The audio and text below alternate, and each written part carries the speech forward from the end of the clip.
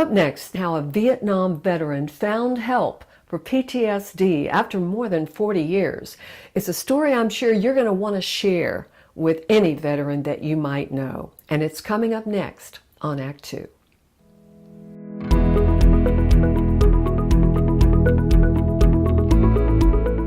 PTSS, post-traumatic stress syndrome, or PTSD, post-traumatic stress disorder. Either way, you've probably heard of it, especially if you know a veteran like the man we're about to meet. David Rozzell was a medic during the Vietnam War, and even though that war was over years ago, David was still fighting a battle raging inside of him. That was a real experience. Except for watching so many people that wouldn't make it, didn't come back, putting so many people in body bags. I'm David Rozzell. I was a combat medic with the 1st Infantry and a medical aid man with the 1st Cav.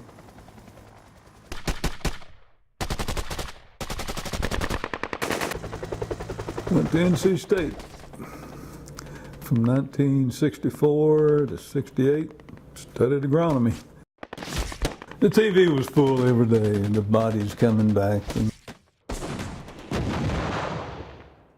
the first little bit, you're just really so scared or traumatized.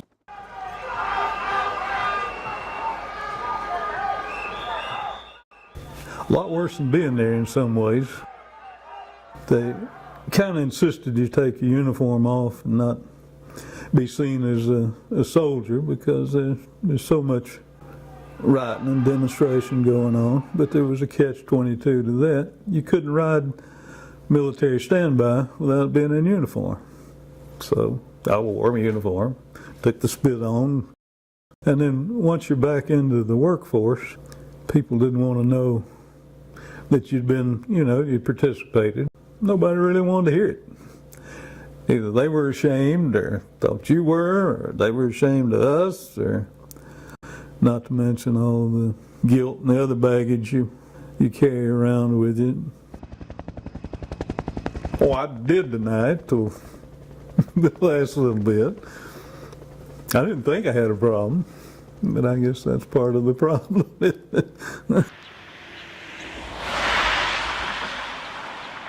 Dr. Kelly was my primary care physician. I saw him at least once a year. And at the end of one of the sessions, I guess it's 4 years ago, he said, "I'm going to start a writing program. You want to be a part of it?" And I said, "Sure." And of course he looked at me surprised. But at that particular time, I was ready. What healing looks like. To drop the rusty 8-foot length of steel chain.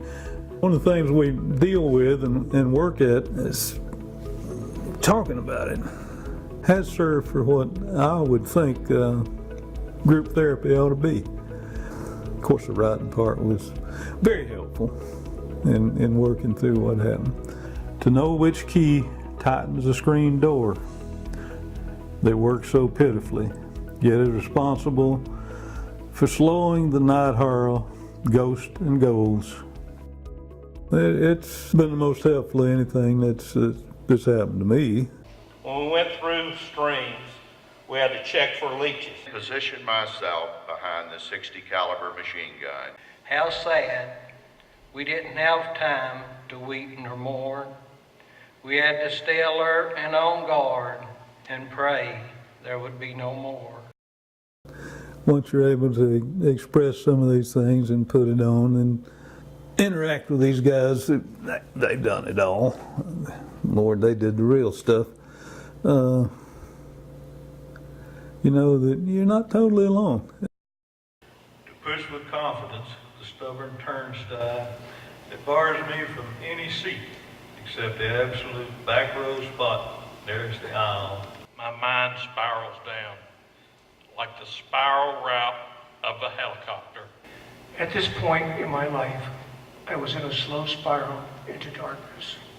My dream, to wake up in the morning after a good night's sleep, to go a day without butterflies in my stomach.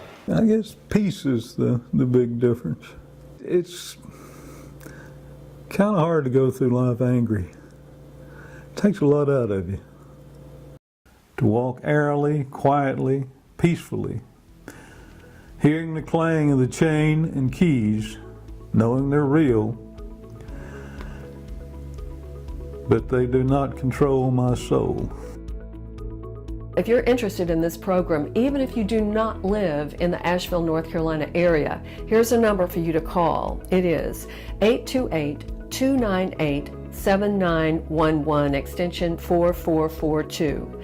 This Vietnam Veterans Writing Group has also published a book of some of their writings. It is called Brothers Like These, and you can find it on Amazon.